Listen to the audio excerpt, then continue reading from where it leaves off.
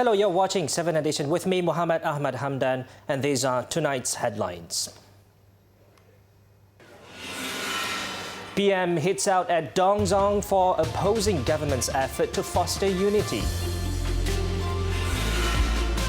Targeted fuel subsidy for B40 group under fine-tuning process. And Hong Kong airport shuts down after thousands protest.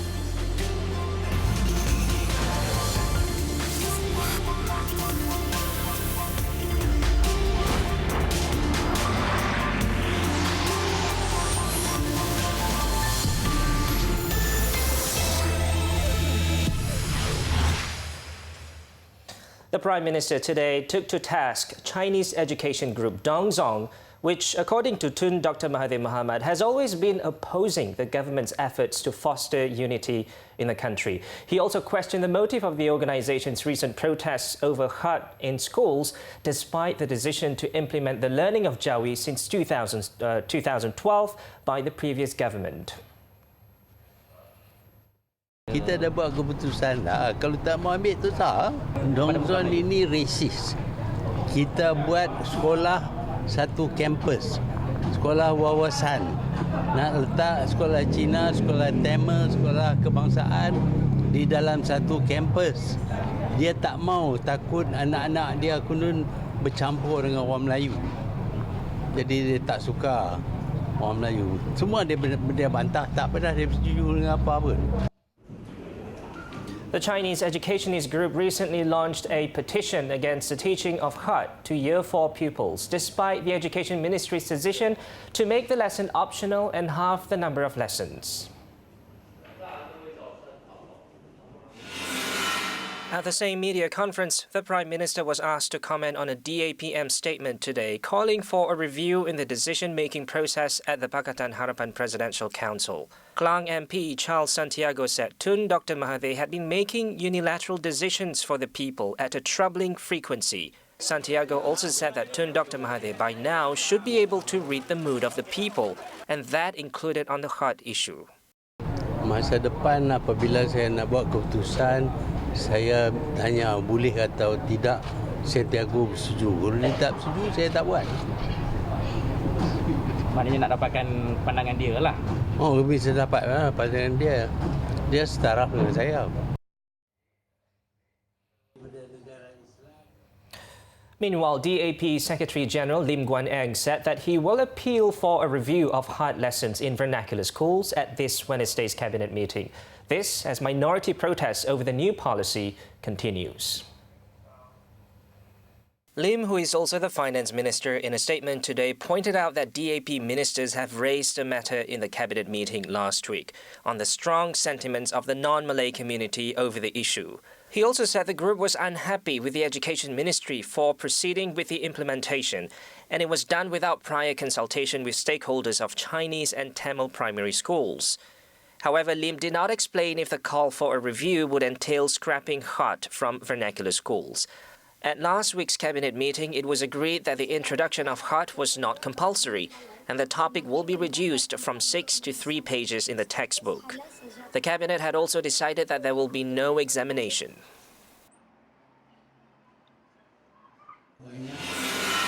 In another development, the Prime Minister urged victims of the powerful storm that hit the northern states, unleashed by the tail end of Typhoon Lakima, to be resilient. Tun Dr. Mahathir said Malaysians are blessed as the government would hand out relief funds whenever disaster strikes, be it big or small. Although the assistance might not be much, he said it still would help alleviate their burden. Orang yang bersyukur dijanji akan menerima kebaikan yang pertama. Ini janji yang terdapat dalam Al-Quran bahawa apabila kamu bersyukur maka kamu akan terima lebih banyak nikmat daripada Allah SWT. Jadi saya harap walaupun bantuan yang kita bagi ini taklah banyak dan mungkin ada yang tak puas hati, tetapi sekurang-kurangnya kita bersyukur. The Premier, accompanied by his wife Tun Dr. Siti Hasmah Muhammad Ali, also took time to see with his own eyes the destruction along Pantai Tengah in Langkawi, which was severely affected in the disaster on Friday. He drove a Lexus SUV himself and spent about 15 minutes at the location. Although the uprooted trees and debris on the roads have been cleared away, but damages to business premises in the area were still visible.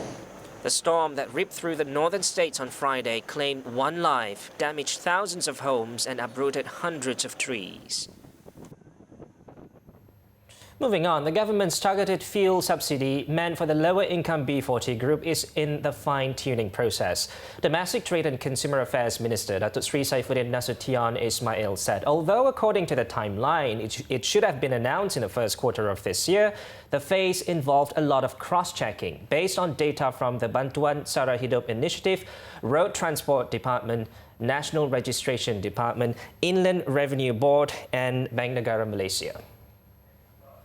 Di fasa akhir ni akan melibatkan proses fine tuning, terutama bukan soal mekanik atau prosesnya itu dah selesai, bukan juga soal peruntukan atau bajet, itu dalam lingkungan keupayaan kita.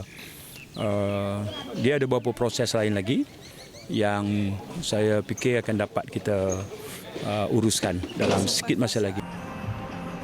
The minister explained that the move is to ensure that only those truly eligible receive the subsidy. Once the final stage is completed, the paper would be tabled to the Cabinet and, if approved, an announcement on the implementation will be made. In the 2019 budget, it was stated that owners of cars 1,500cc and below or motorcycles 125cc and below will be eligible for RON 95 petrol subsidy, limited to 100 litres per month for the former and 40 litres per month for the latter.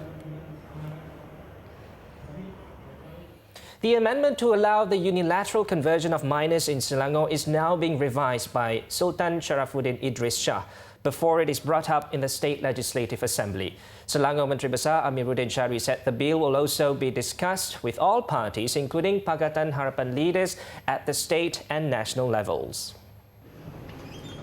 The amendment to the State Islamic Enactment seeks to alter the current requirement for both parents' consent to that of either parent. Currently, children under 18 in Selangor must get the consent of both the mother and father before converting to Islam.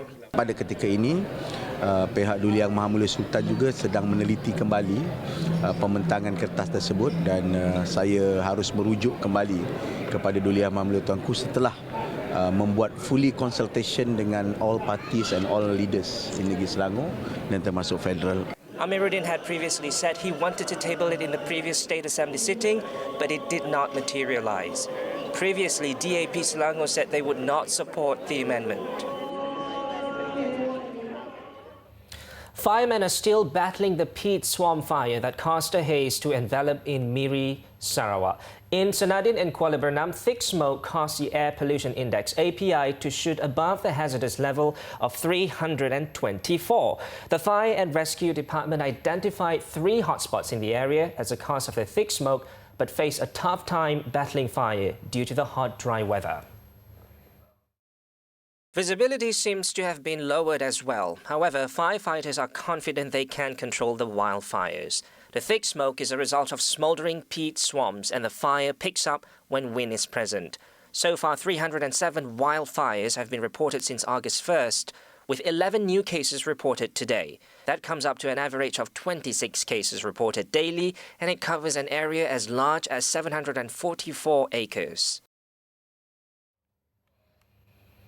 In a press conference today, the parents of missing 15-year-old Nora and Querin announced a 50,000 ringgit reward for any information leading to their daughter's return after the family received the money donated by an anonymous Belfast-based business.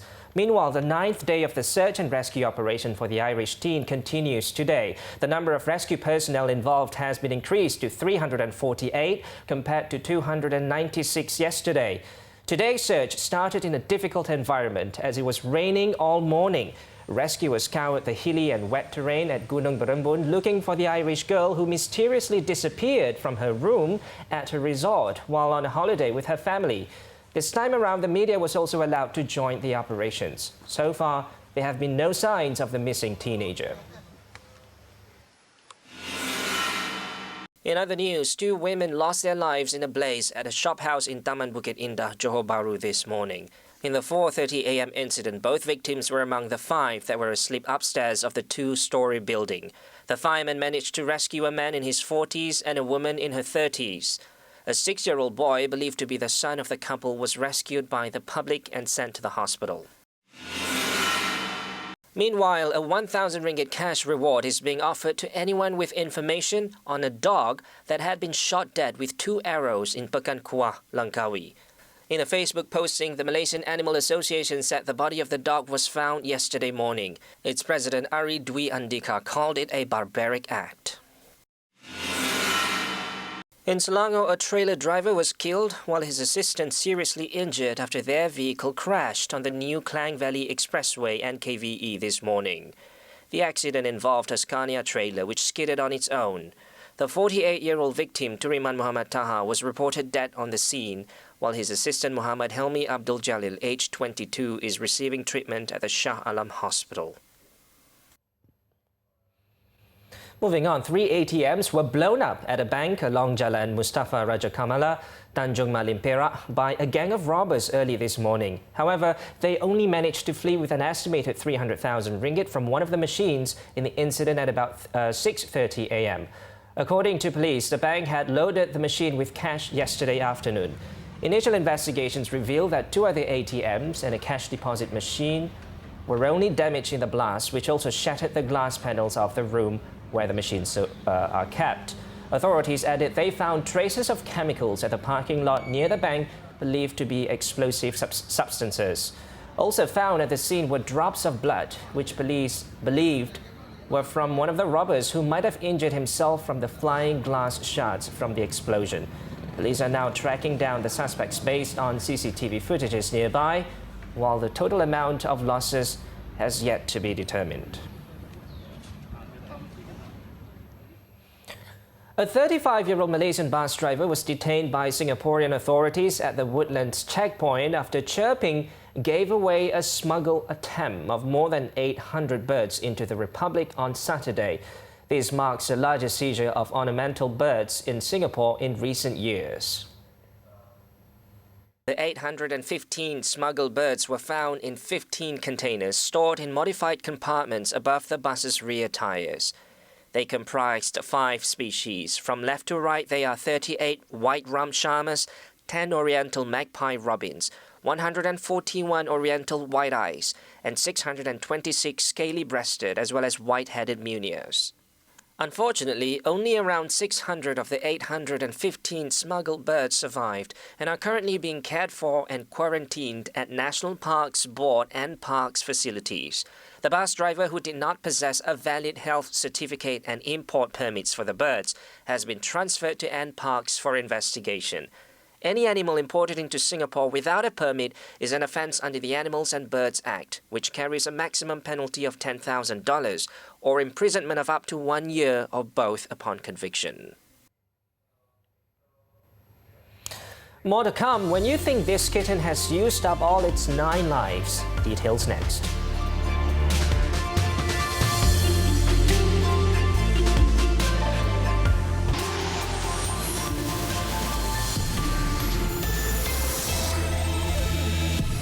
Thanks for staying with us. In the U.S., 5 children aged between 8 months to roughly 8 years old were killed in an early Sunday blaze at a Pennsylvania daycare center. According to officials, 4 others were injured, including 2 teenagers who jumped off the second-floor window onto the porch of their home in attempts to escape the fire, as well as the homeowner and a neighbor who tried to enter the burning premises to rescue the victims. 8 people were in the house when the fire broke out around 1:15 a.m. 4 of the 5 casualties were siblings who were being cared for at the center, while 1 other was the homeowner's child. The fire was believed to have started in the living room area on the first floor.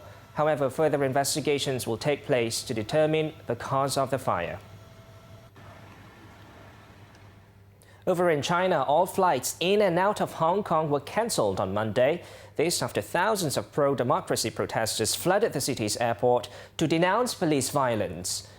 The abrupt shutdown at one of the world's busiest hubs came as the Chinese government signaled its rising anger at the protesters, denouncing some of the violent demonstrations as terrorism. According to authorities, more than 5,000 protesters descended on the city's airport, carrying placards and chanting slogans. Over the previous 3 days, other rallies had already been held, but this one had somehow caused significant chaos. This marks the 10th consecutive weekend that protesters have taken to the streets in a movement that began over opposition to a bill allowing extradition to mainland China.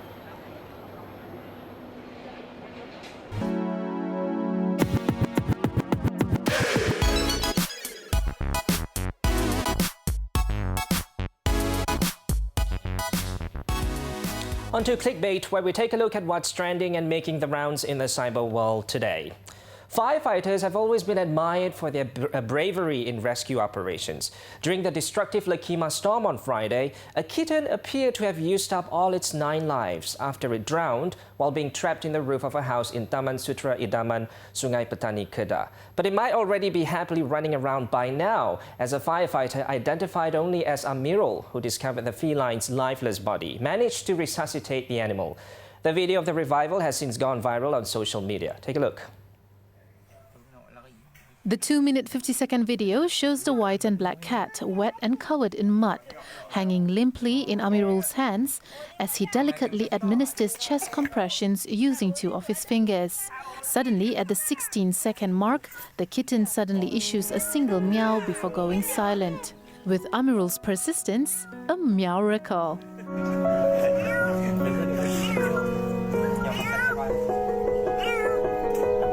And just like that, the kitten lives on, happily skipping around while being circled by a crowd. As well as other firefighters express amazement at the feline's resuscitation. Thanks to his heroic action, Amirul has since been showered with praise and prayers from citizens of Twitterjaya.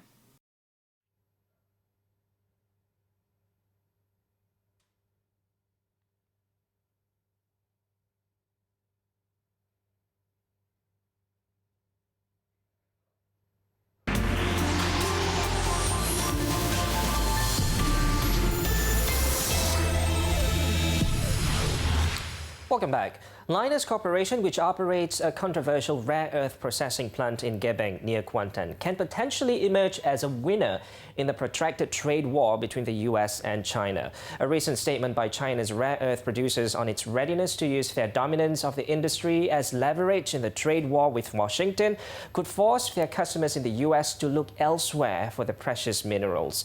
Being the largest rare earth producer outside China, Linus and its 3.35 billion ringgit processing plant in Malaysia could reap various benefits, as a tariff-related move would inevitably drive up prices of rare earth minerals and products associated with it in the US. Linus has been embroiled in controversy since operating its Kuantan plant in 2012 due to the low-level radioactive water-leached purification residue produced.